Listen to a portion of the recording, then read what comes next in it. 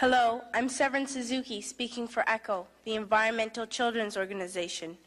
We're a group of 12 and 13-year-olds trying to make a difference. Vanessa Suddy, Morgan Geisler, Michelle Quigg, and me. We've raised all the money to come here ourselves, to come 5,000 miles to tell you adults you must change your ways. Coming up here today, I have no hidden agenda. I am fighting for my future. Losing my future is not like losing an election or a few points on the stock market. I am here to speak for all generations to come. I am here to speak on behalf of the starving children around the world whose cries go unheard.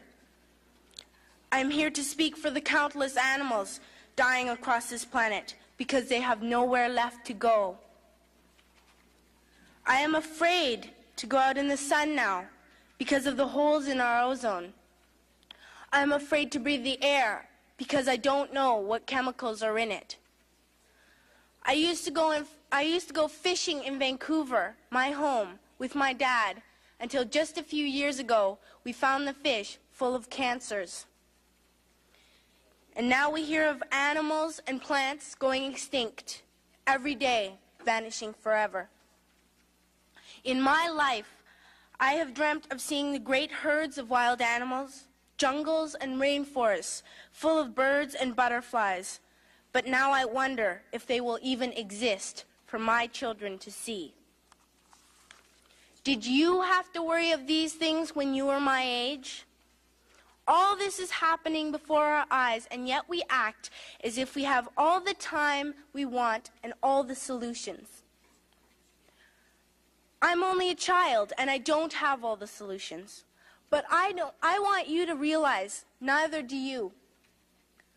You don't know how to fix the holes in our ozone layer. You don't know how to bring the salmon back up a dead stream. You don't know how to bring back an animal now extinct. And you can't bring back the forest that once grew where there is now a desert.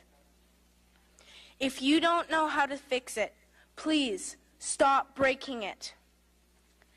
Here, you may be delegates of your government, business people, organizers, reporters, or politicians, but really, your mothers and fathers, sisters and brothers, aunts and uncles, and all of you are someone's child. I'm only a child, yet I know we are all part of a family. 5 billion strong. In fact, 30 million species strong. And borders and governments will never change that. I'm only a child, yet I know we are all in this together and should act as one single world towards one single goal. In my anger, I am not blind, and in my fear, I am not afraid of telling the world how I feel.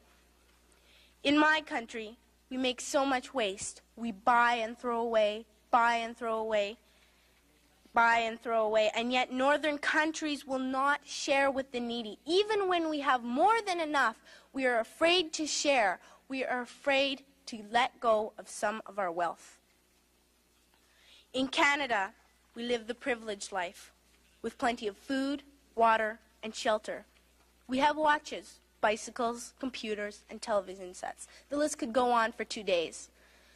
2 days ago, here in Brazil, we were shocked when we spent time with some children living on the streets. This is what one child told us. I wish I was rich. And if I were, I would give all the street children food, clothes, medicines, shelter, and love and affection.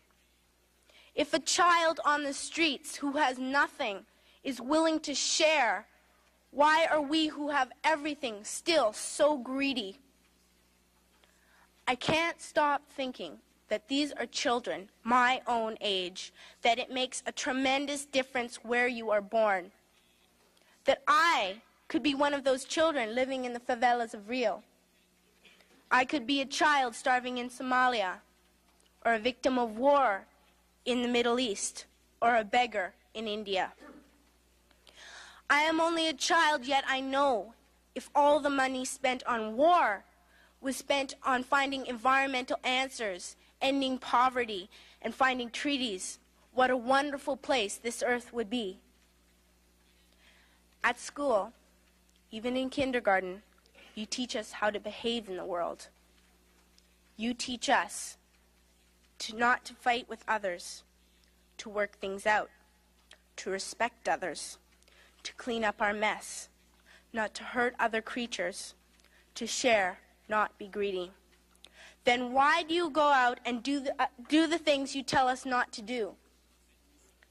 Do not forget why you are attending these conferences, who you're doing this for. We are your own children. You are deciding what kind of a world we are growing up in. Parents should be able to comfort their children by saying, everything's going to be all right. It's not the end of the world, and we're doing the best we can. But I don't think you can say that to us anymore. Are we even on your list of priorities? My dad always says, you are what you do, not what you say. Well, what you do makes me cry at night. You grown-ups say you love us, but I challenge you, please, make your actions reflect your words. Thank you.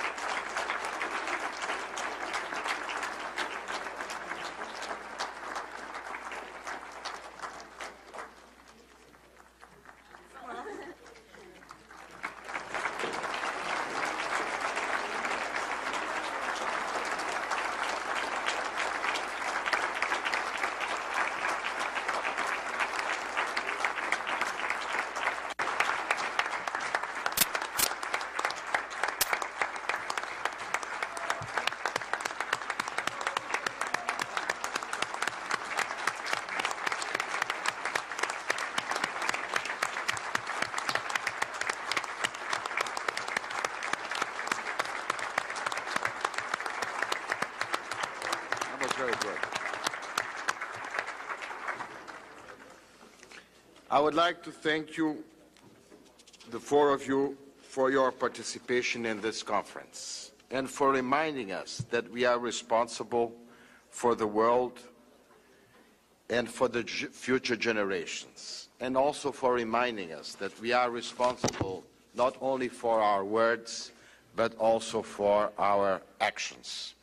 I am keenly aware that what the four of you have said to us makes us all feel, to make a quote of a Brazilian poet, that we all have two hands and the sentiment of the world. And I think this is what you have expressed.